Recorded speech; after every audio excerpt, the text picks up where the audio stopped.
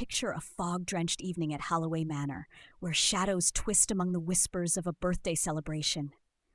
As the night unfolds, a death shatters the calm, leaving a house full of secrets and fractured loyalties. In the murder at Halloway Manor, every guest harbors hidden motives, and the truth lies buried beneath layers of time and betrayal. Settle in. Some mysteries refuse to stay buried.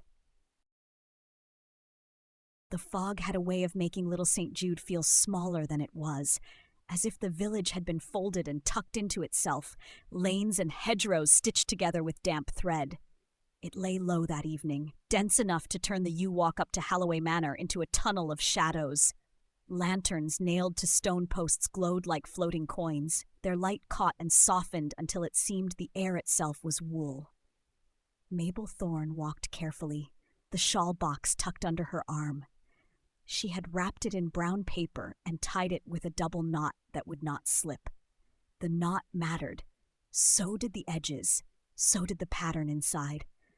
For 3 months, the women of Little St. Jude had met in Mabel's front room, knitting by lamplight while the kettle sighed and the radio whispered the news to no one in particular.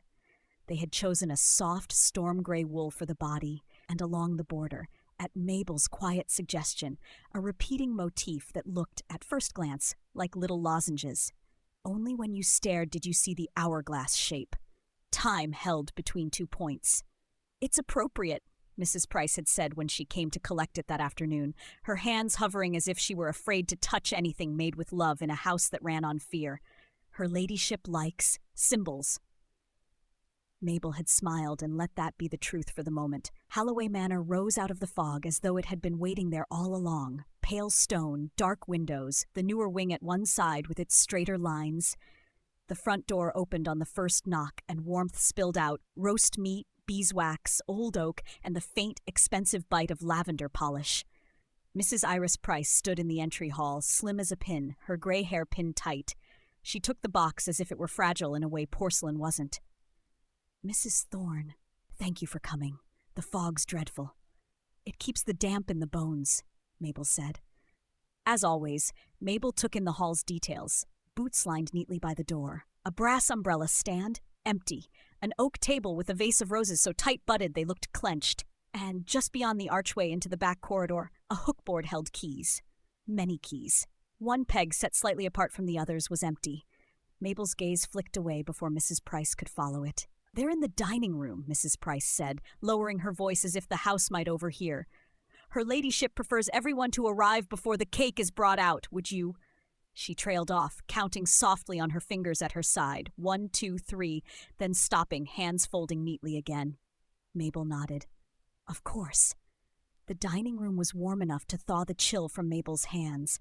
Candles trembled in silver holders. Plates gleamed. Portraits looked down with the stern patience of ancestors who had never had to be polite. Lady Edith Halloway sat at the head of the table like a queen turned sharp side out, 80 and still made of angles, white hair pinned into obedience, eyes bright and hard as if they could cut glass. When she saw Mabel, her mouth tightened, not into welcome, but into appraisal. "Mrs. Thorne," Lady Edith said, "the village sent you." "They did," Mabel replied evenly. "Happy birthday, Lady Halloway." Lady Edith let the words hang, then nodded once as if granting permission for them to exist. "Sit." Mabel sat. Around the long table, the small world of Little St. Jude shifted like yarn pulled too tight. Celia Halloway sat to Lady Edith's right. Celia was in her 40s, Mabel guessed, with soft brown hair and a careful practiced smile. Her posture was rigid, her hands folded too neatly. When Lady Edith's gaze brushed her, Celia's fingers slid down her skirt seam, smoothing it as though she could press her nerves flat. Across from her lounged Julian Halloway, Lady Edith's nephew, handsome, glossy, charming, in the way men learned when charm was their only reliable currency. A signet ring clicked against his wineglass when Lady Edith spoke once, twice, until he caught himself and stilled it. Captain Arthur Locksley sat near the far end, old, thin, his hands large and veined. He stared at the candle flame as if it were something he could fall into. When a servant dropped a spoon, the sound sharp in the warm room, his shoulders jerked. Father Lionel Kemp sat beside him, Vicar's collar crisp, eyes kind and tired. He rubbed the bridge of his nose when Lady Edith spoke, as if trying to ease an invisible pressure. And then there was Dr. Adrian Vale. New to the village, new enough that most people were still pronouncing his name in the careful way you did when you wanted to be sure you had it right. He was dressed well.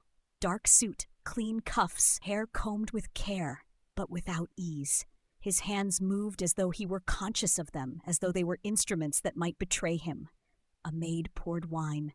Dr. Vale took a small handkerchief from his pocket and wiped his fingers slowly, precisely, though there was nothing on them.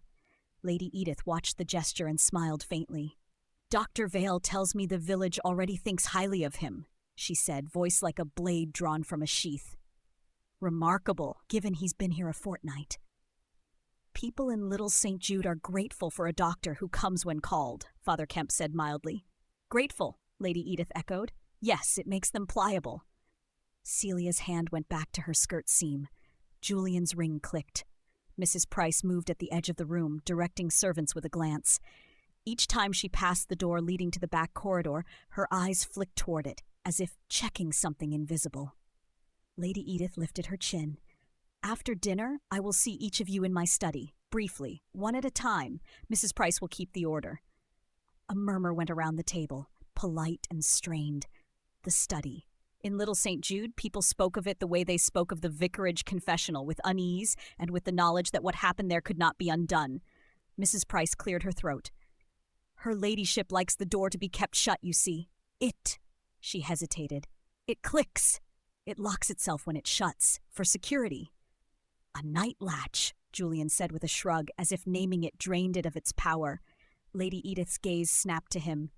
"It is not paranoia to understand what people do when they think they can get away with it." The candle flames seemed to draw closer together, huddling.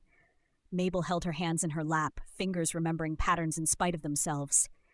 She watched Lady Edith, so certain, so sharpened by years of control, and wondered, as she always did, what the woman had been like before she learned to use her wealth as a weapon. Somewhere outside in the fog, wood gave a faint, brittle crack like an old bone. Dinner ended with ritual cheer. Servants brought in the cake, 3 tiers of white icing, sugar roses so perfect they looked too proud to be eaten. Candles were lit. Lady Edith did not so much blow them out as extinguish them with a breath that felt like a command. "Sing," Father Kemp urged gently, and the room obliged. Voices rose, hesitant then stronger as wine did its work. In the middle of the chorus, there came a heavy thud from somewhere outside, followed by a crack that vibrated through the stone. Mrs. Price stiffened. Beneath the table, she counted on her fingers. Quick, automatic. Lady Edith did not look toward the windows. "Continue." "Bah," she said. They did. When the song ended, the laughter that followed was too loud, too relieved. "My study," Lady Edith announced. "Mrs. Price, the order." Mrs. Price rose. "Celia first." Celia stood, smoothing her skirt seam, and followed Mrs. Price into the corridor. The dining room door shut behind them, and from somewhere deeper in the house there came the quiet, definite click Lady Edith had mentioned so casually. Celia returned 10 minutes later. Face pale, Julian went next. His ring tapped as he stood, then stilled when Lady Edith's portrait seemed to glare. Father Kemp followed Julian, then Captain Locksley. While they waited, the dining room tightened. People sipped tea they did not taste. The fog pressed against the windows, turning the glass into a milky barrier. When Captain Locksley returned, his hands shook as he reached for his cup. "Dr. Vale," Mrs. Price called softly. "Her ladyship will see you now." Dr. Vale rose. As he did, Mabel saw a flash of silver in his hand, quick, deliberate, before it vanished into his pocket. It could have been anything, a coin, a cufflink, the glint of a ring. But the empty peg on the corridor hookboard returned to Mabel's mind like a stitch pulled loose. Dr. Val disappeared into the corridor. He came back sooner than the others had. His expression was composed, but he wiped his fingers with his handkerchief as he sat, as if he could not bear the idea of residue. "She wants a moment," Mrs. Price said. "Her ladyship will retire to the study now." Father Kemp rose, as if standing might keep the room from tipping into panic. "Perhaps," he said gently, "one more verse, for her ladyship, to end the evening kindly." It was a foolish thing and a necessary one. Voices gathered again, rougher now, carrying more strain than celebration. Father Kemp drew everyone up to their feet, an old vicar's trick for turning a room's panic into posture, and Mrs. Price hurried along the wall, placing candles into waiting hands so the table light became a small, wavering constellation. Most faces dipped toward flame. Some closed their eyes. Celia's mouth trembled on the words as if she were forcing them through grit. Mabel sang softly, keeping her gaze low and her attention wide. Dr. Vale rose with them. He did not sing. He leaned toward Mrs. Price as if to offer a quiet instruction, something about water, about seeing to Lady Edith, and then with a movement so ordinary it almost passed as kindness, he slipped out through the corridor door while the verse swelled. Julian's eyes flicked after him, then away again, as if even he couldn't bring himself to begrudge a doctor doing doctorly things.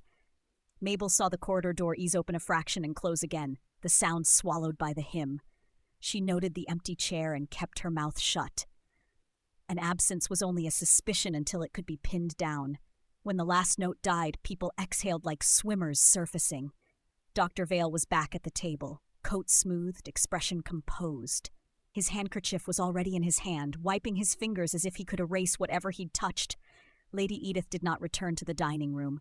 Instead, through the walls, Mabel heard the scrape of a chair, a drawer opening, the faint clink of glass on wood. The hourglass, Mabel thought. Lady Edith's measure of other people's discomfort. Minutes passed. At first it felt like ordinary waiting. Then the silence shifted. It became too deep, too complete. Like a room after a door has been shut on a sound. Mabel realized she could hear nothing from the study. No fire crackle, no footstep, not even the small cough Lady Edith made after sherry. Mrs. Price moved first. She crossed into the corridor, brisk with habit. "My lady?" Her voice floated back, thin. "Lady Edith?" No answer. Then the rattle of a handle. Once. Twice. "It's locked," Mrs. Price said. Chairs scraped. Celia rose, hands at her sides. Julian's ring stopped tapping. Mabel found herself at the corridor door without remembering deciding. The back corridor was narrower, colder. It smelled of soap and damp wool. A hookboard hung on the wall. Keys dangled from most pegs. The peg set slightly apart was empty. Mrs. Price stood at the study door, hand on the handle. Her face was drained of color. She ticked off numbers on her fingertips, 1, 2, 3, then folded them into her palm. "Where is the key?" Father Kemp asked softly. Mrs. Price's eyes flicked to the hookboard. "The silver key," she whispered. "It should be here." Julian let out a short laugh that died quickly. "Of course it should." Dr. Vale appeared behind them, as if he had been at the corridor's mouth all along. "What's happened?" "The study," Celia said, voice too high. "She's not answering." "It's locked." Dr. Vale's gaze moved over the door, the handle, the empty peg. For a fraction of a second, something tightened around his mouth. Mabel looked down at the runner by the threshold. The corridor rug was dark, old. There, near the study door, caught in the weave like spilled sugar, was a dusting of pale blue grains. "Sand! Fetch the spare!" Julian said. Mrs. Price made a helpless sound. "Her ladyship, there is no spare, not anymore." Lady Edith had never trusted spares.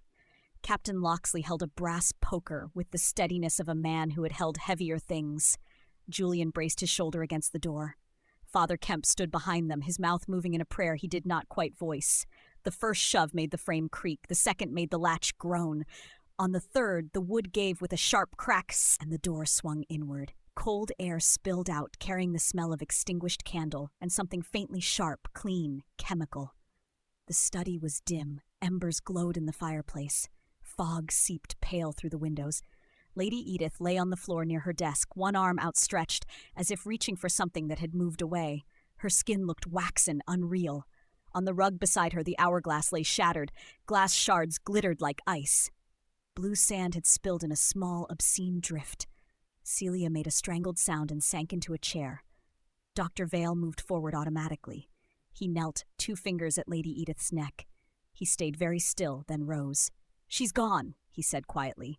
Outside, far down the drive, the fallen tree creaked in the fog. Somewhere in the manor, a clock continued ticking, indifferent. And on the wall in the corridor, the empty peg waited like an accusation. The manor did not know what to do with death. Halloway Manor had been built to contain things, wealth, servants, secrets, cold drafts. It had not been built to explain them. They moved the living into the dining room and the dead into stillness. Father Kemp poured tea with hands that did not quite stop shaking. Mrs. Price drew curtains and then undrew them, as if light might help and then might not. Julian paced, ring tapping against his thumb now instead of glass. Celia sat rigid, smoothing her skirt seam even when there was nothing left to smooth. Captain Locksley stared at the fire, jaw clenched. Dr. Vale stood apart, a quiet island of calm. He spoke in the measured tone of someone used to being listened to. Lady Halloway's heart was not strong, he said. Shock can. Shock, Julian echoed, and laughed once, brittle. And the door locked itself? And the key vanished? Mrs. Price gave a small distressed sound. The door locks when it shuts. That's why her ladyship insisted the key be on the corridor hook. She liked to know it was there. Celia's voice was tight. You checked it, didn't you? You always checked it? Mrs. Price's fingers twitched, counting, then stilling. Between each audience, she whispered, Yes! Julian stopped pacing. Then someone took it, he said slowly, and if the door locks itself, anyone inside could leave, shut the door, and lock us out. Silence tightened around the sentence. Mabel felt it settle in her chest like a cold stone. She asked quietly, Who last saw her alive? Mrs. Price answered quickly, as if speed might outrun suspicion. I did, when she said she would retire to the study. I saw her enter. I heard the click. And you were in the dining room after that? Father Kemp asked. Mrs. Price nodded. I brought coffee. She swallowed. Who else went into the corridor? Mabel asked. Julian's ring began tapping again, softer. We all did, he said, one by one. Mabel looked at Dr. Vale. He met her gaze calmly. I was in the corridor for my audience, he said. Afterward, I returned to the dining room. Mabel nodded, as if accepting it. Then she excused herself. No one stopped her. People rarely stopped Mabel. She was the sort of woman you assumed would be where you left her. In the study, the air was stale, cold. The blue sand glimmered where it had spilled, catching in the rug's nap. The hourglass's wooden frame lay snapped. Mabel knelt beside Lady Edith, not touching, only looking. On the pale skin of her forearm, near the crook of the elbow, was a tiny mark. Neat, deliberate, the size of a pinprick. She leaned closer. The room carried a faint, clean chemical smell, as if someone had opened a bottle of antiseptic. On the desk, among the neat stacks of envelopes, sat a small bottle labeled in Lady Edith's sharp hand. Drops. Her heart drops, the doctor had said. Mabel straightened and stepped back into the corridor. Mrs. Price hovered there, eyes red-rimmed. Mrs. Thorne, she whispered, are you looking for? The key, Mabel said. Mrs. Price nodded, helpless. Mabel's gaze drifted to the corridor runner again. The pale blue grains were still there, caught stubbornly in the weave. Sand traveled, sand clung. She returned to the dining room and watched quietly as people's nerves began to fray. Julian's charm slipped in places, revealing sharp desperation beneath. Celia's careful smile cracked when Mrs. Price mentioned the will. Father Kemp tried to soothe, his voice low. Captain Locksley flinched at sudden sounds. And Dr. Vale kept wiping his hands. When the lamplight caught his cuff as he lifted his cup, Mabel saw it. A single pale blue grain lodged in the seam. Her heart gave a strange, steady beat. There were patterns in knitting you learned to see. Tension that went the wrong way, a stitch twisted, a strand that didn't belong. This was that. They searched for the key as though finding it might rewind the night. Celia checked Lady Edith's pockets with trembling hands, then pulled back as if ashamed. Julian checked drawers in the hall, too aggressively, as if searching for more than metal. Mrs. Price insisted over and over that the key had been on the peg. It was there, she said. I saw it. I touched it. Father Kemp's voice was gentle. Then someone took it. Not one of us, Julian said, too quickly. Mabel asked for permission to look at the study again. The sergeant had not yet arrived. The fallen tree and the fog had turned the lane into a single impassable line. Inside the study, Mabel let her eyes move without forcing them. Portrait above the fireplace. A young man in uniform. The insignia painted sharp. A gaze proud and distant. A small tin on the side table, military-looking, dented at the corners. The tin's clasp was open. Mabel leaned in. The inside was empty, but the dust told on it. A pale rectangle where papers had rested, protected from air and light. A faint smell rose from the tin, cold metal and old tobacco, and beneath it a suggestion of smoke. Mabel frowned. A note lay half under the blotter on the desk, as if Lady Edith had pushed it aside. Mabel did not pick it up. She read it where it lay. 1917. A date written in firm ink. and beneath it a name. Mabel's breath caught. Footsteps sounded behind her. Captain Locksley stood in the doorway, drawn by something he could not name. His eyes went straight to the tin. "That," he murmured, voice rough. "Men kept letters in tins like that in France to keep them dry, to keep them safe." "Do you recognize the name?" Mabel asked softly. Captain Locksley's gaze flicked to the note. His face tightened. "Not the man," he said slowly, "but the crest." He nodded toward the portrait. "That regiment." "The Devonshire Volunteers," Mabel said, reading the insignia. Captain Locksley's hand trembled faintly. "There was a scandal," he murmured. "A young officer accused of theft. Papers went missing. He was—" His voice caught. Father Kemp appeared behind him, quiet as a shadow. He rubbed the bridge of his nose, gaze fixed on the tin. "It was spoken of in whispers," he said. "Lady Edith was young then. Her father had influence." Mabel looked at him. "You knew." "In a village," Father Kemp said softly, "you always know something. People tell you in confession what they won't tell their own families." Mrs. Price hovered at the corridor mouth, eyes wide. When she saw the tin, she flinched. "Her ladyship kept that close," she whispered. "Closer than any of us. She said it was hers, that it belonged to the family." "It belonged to someone else first," Captain Locksley said, and his voice was bitter. In her lap, Mabel traced an invisible stitch, letting the facts fall into place. Tin, note, missing papers, missing key. "The silver key," she said quietly. "It wasn't only for the door, was it?" Mrs. Price swallowed. "It fits the latch," she said. "But her ladyship also had a small lock fitted to the tin's clasp years ago. She feared someone would take it." "And then?" Mabel asked. "And then she removed the lock," Mrs. Price whispered. "Said the clasp was enough. But she kept the key anyway. She liked holding things. Keys, letters, people." Mabel looked again at the empty rectangle of dust inside the tin. Whoever had taken the papers had done so recently. The air still carried that faint hint of smoke. Mabel's mind returned to Dr. Vale's hands, wiped, and the name on the note.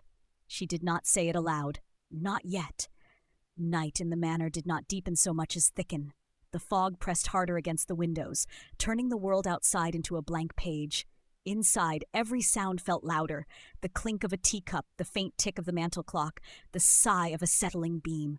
Father Kemp insisted everyone remain in the dining room and adjoining sitting room. "Until morning," he said, "until help arrives." Julian complained, then drank. Celia sat rigid, smoothing her skirt seam. Captain Locksley stared at the fire. Mrs. Price moved between them, offering blankets and tea as though hospitality might anchor them. Dr. Vale kept to the edge of the room, calm on the surface. His handkerchief appeared again and again. Mabel sat with her knitting bag at her feet, hands moving without yarn, the motions keeping her steady. Sometime after midnight she caught it, a smell that did not belong to candles or wood smoke. Paper, scorched. Mabel rose quietly and followed the smell along the corridor toward the kitchen. The manor's hallways looped and turned like a complicated cable stitch. She navigated by instinct and years of visiting for village committees and reluctant tea. The kitchen was dim, lit by the orange pulse of the range. The iron door stood ajar. On the hearthstones lay a curl of paper, its edge blackened, its center still pale.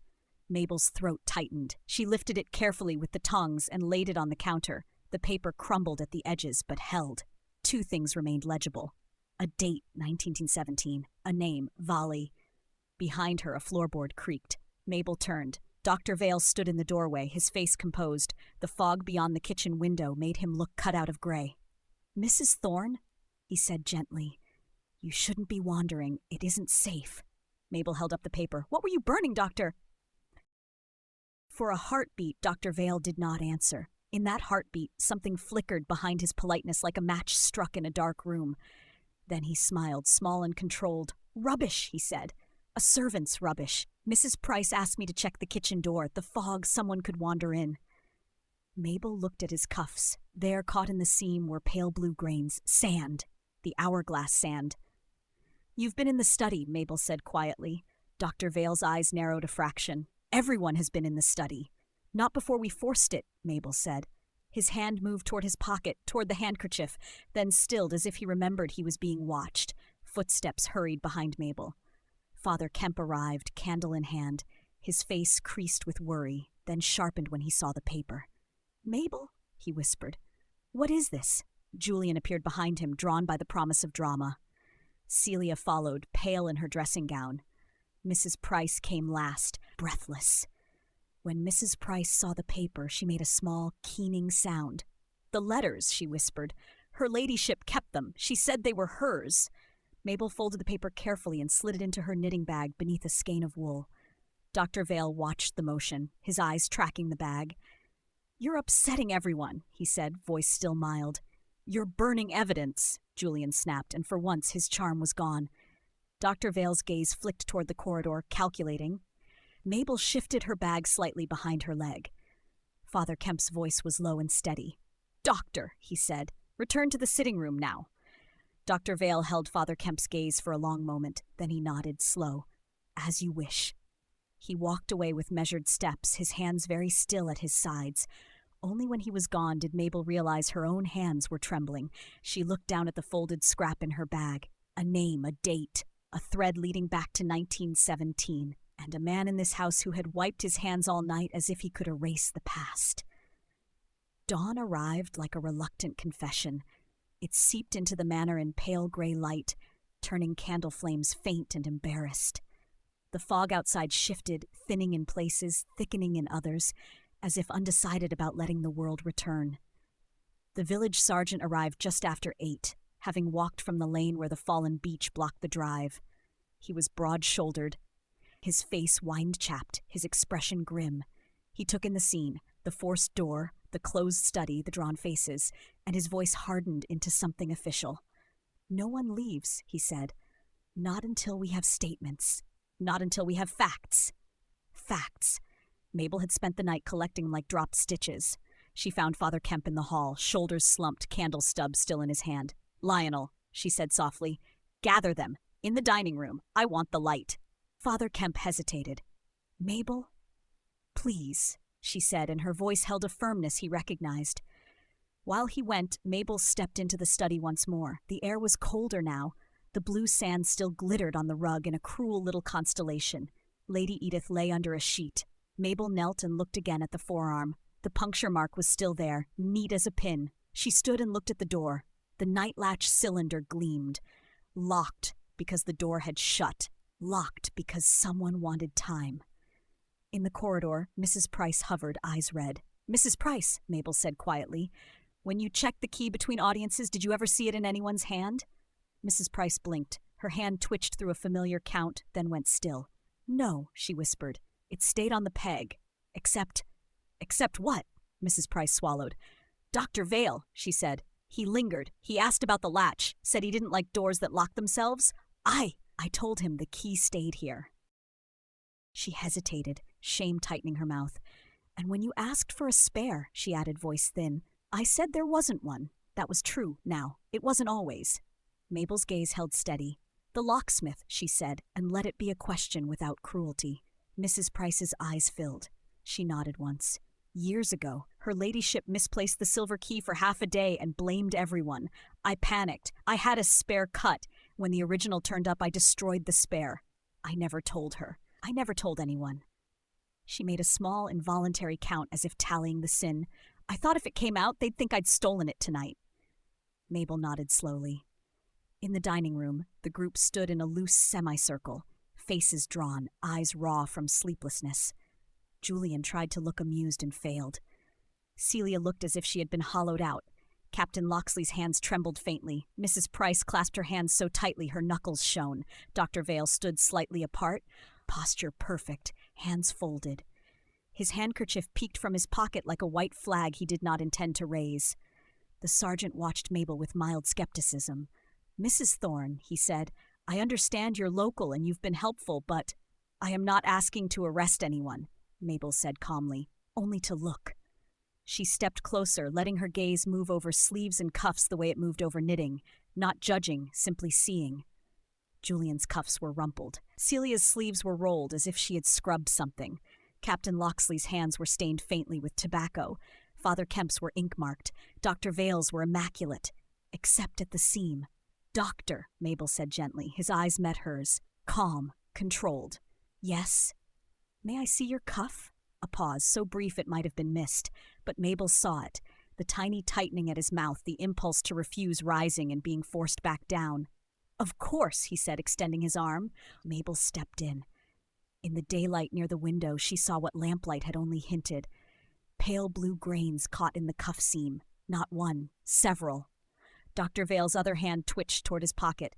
Mabel's voice stayed soft. "You've been wiping your hands all night," she said. "But sand hides in seams." Julian leaned forward. "What are you saying?" "I am saying," Mabel replied, "that you were close to Lady Edith's hourglass when it shattered." Dr. Vale's voice was measured. Everyone was close once the door was forced. "Not before," Mabel said. She turned her gaze to the sergeant.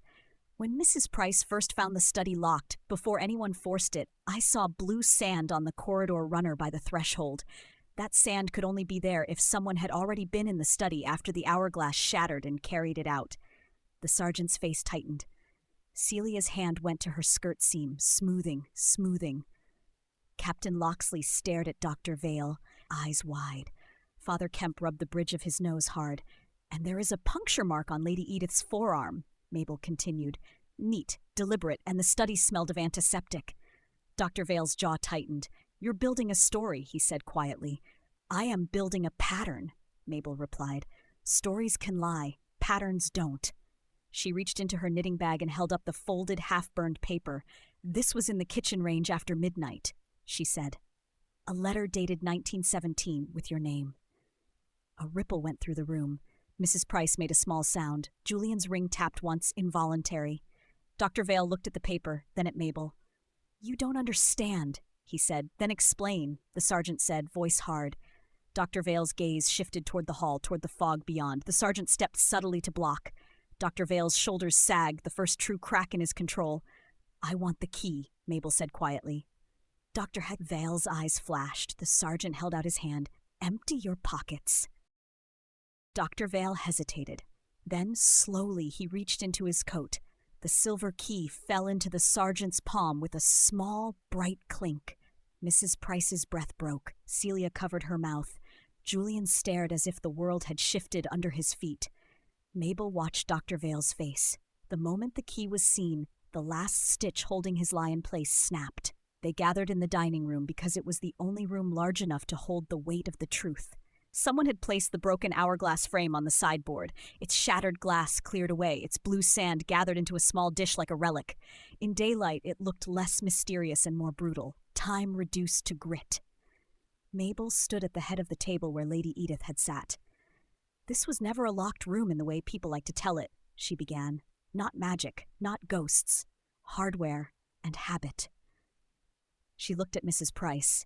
"Tell them what happens when the study door shuts." Mrs. Price swallowed. "It locks," she whispered. "The latch catches. You need the silver key to open it again from the corridor." "And from inside?" Mabel asked. "From inside you can open it," Mrs. Price said. "That's why her ladyship liked it. She could leave whenever she wanted, but no one could come in unless she allowed it." Mabel nodded. "So if someone was with her in the study, they could leave, shut the door, and lock us out." Julian's voice was flat, as long as the key was gone. "Exactly," Mabel said. "The missing key wasn't decoration, it was the mechanism. Whoever took it ensured we could not enter quickly, ensured the room stayed untouched while they did what they came to do." Celia's eyes were wide. What could they want? She was dead. "The past," Mabel said. She gestured toward the study beyond the corridor. From the tin on her table, papers that mattered enough to risk everything. Captain Locksley's throat worked. Father Kemp stared down at his hands. Mabel continued, voice steady. "Lady Edith timed her audiences with the hourglass. Each of you sat there and watched your minutes run out. After the last audience, she went into the study alone. She turned the hourglass again. She lifted the small dish of blue sand and let a pinch run between her fingers. When she died, she fell against the desk and knocked the hourglass to the floor. It shattered. The sand spilled." Julian frowned. "So what?" "So," Mabel said, "I saw blue sand on the corridor runner before we forced the door. That means someone carried it out, on a cuff, on a shoe, before any of us entered." Her gaze went to Dr. Vale. He stood with his hands clasped, head slightly bowed. Without the key hidden, his calm looked less like control and more like exhaustion. "And there is a puncture mark on Lady Edith's arm," Mabel said. "Neat, deliberate. The study smelled of antiseptic. Someone stopped her heart with a needle. Celia made a small sound, half sob. The sergeant's voice cut in. "You did it?" Dr. Vale's jaw worked as if chewing something bitter. "I didn't come to kill her," he said finally. His voice was quiet, but it carried through the room. "I came to take what she stole." Captain Loxley's breath shuddered. Dr. Vale lifted his head. His eyes were no longer polite. "My grandfather's name was in that tin," he said. "He was a young man in 1917, an orderly, not an officer. He carried messages. He carried morphine. He carried letters from boys who were too frightened to write their own. Something went missing. Papers, a tin, a set of letters. Lady Edith's father, Lord Halloway then, needed a scapegoat. My grandfather was accused, disgraced, sent home in shame. He hanged himself a year later. My family grew up with a story that poisoned everything. A dishonor we could never wash away." Father Kemp closed his eyes. Dr. Vale's voice tightened. "Lady Edith kept the proof. She kept it because it made her feel powerful. She kept it because she liked holding things. I found out where it was. I came here. I took the key from the peg because I knew she wouldn't let me into the study if she suspected what I wanted. I waited until the singing," he added, and there was a flicker of something like regret. "When everyone was loud, when the corridor was empty, I used the key to enter. She was at her desk, turning that damned hourglass. I demanded the letters. I demanded she admit what her father did. She laughed." Celia flinched, as if hearing Lady Edith's laugh in her own skull. Dr. Vale's eyes were bright now, angry. "She told me the village would believe her over me. She told me she would have me ruined, struck off, driven out. She told me my grandfather deserved it. I lost control," he said, and the words sounded like a man reciting a fact he'd been trying not to touch. "I had a syringe in my bag, potassium chloride for emergencies. I told myself it would be quick. I told myself she deserved quick." Mabel tightened her grip on the dish of sand. "And the hourglass?" Julian asked, voice hoarse. "She knocked it," Dr. Vale said. "When she fell, it shattered. The sand went everywhere. I stepped in it. I didn't realize it clung to my cuff until later." "And the door?" Mabel asked, though she already knew. "I left," Dr. Vale said. "I shut it behind me. It locked. That was convenient." Mrs. Price made a small broken sound. "And the letters?" Father Kemp asked. Dr. Vale's face hardened again. "I took them," he said, "from the tin. I read them in my room upstairs while you all sat with tea and grief. I realized they were worse than I thought. Not only proof of accusation, proof of who signed it, who watched it happen. I tried to burn them," he admitted, and his gaze flicked toward Mabel's knitting bag, "and she found me." Mabel nodded once. "Yes, I did." Julian's voice came sharp. "You killed her for paper." Dr. Vale looked at him. "I killed her for a life my family never got to live," he said, and then quieter, "and because she could not stop being cruel, even at 80. Celia's face crumpled, and for the first time all night her hand did not go to smooth her skirt seam. She simply held herself small. The sergeant stepped forward. "Dr. Adrian Vale," he said, "you are under arrest." Dr. Vale did not resist. He did not look away. He let the handcuffs close with a soft final click. Mabel spoke once more, because there were loose ends and she could not bear them. "Julian," she said, "your muddy shoes and your debt letter. Lady Edith used them to frighten you. That was all." Julian swallowed, ring-tapping once, then stopping. "Celia," Mabel said gently, "the sedatives weren't murder. They were sleep because living with her made sleep a rare mercy." Celia's eyes filled and she nodded. "And Mrs. Price," Mabel added, turning to the housekeeper. "You lied about the key because you once had a locksmith cut a spare when Lady Edith misplaced it years ago. You destroyed it afterward because you feared her rage. You thought the truth would make you look guilty." Mrs. Price's fingers counted once, 1, 2, then fell still. "Yes," she whispered. "Yes, I did." The room exhaled in small, shaken breaths. Outside, the fog thinned enough for the bare branches of the fallen beech to show, black against gray. Somewhere beyond the manor walls, the village bell began to ring the hour, steady, indifferent to human cruelty. Mabel stepped away from the head of the table. The shawl box still sat in the hall where Mrs. Price had placed it hours ago, forgotten in the chaos. Mabel picked it up. The knot was still tight. She walked toward the door with the box under her arm and her knitting bag at her feet, feeling the weight of the night settle behind her. On the yew walk, The fog brushed her face like cold wool. She thought of the border pattern, the little hourglasses repeating, and of how time ran whether you watched it or not. Some people spent their lives collecting keys. Some people spent their lives trying to unlock what had been done to them. Mabel drew her coat tighter and began the careful walk back down to Little St. Jude, carrying the village's gift like a quiet, unfinished stitch.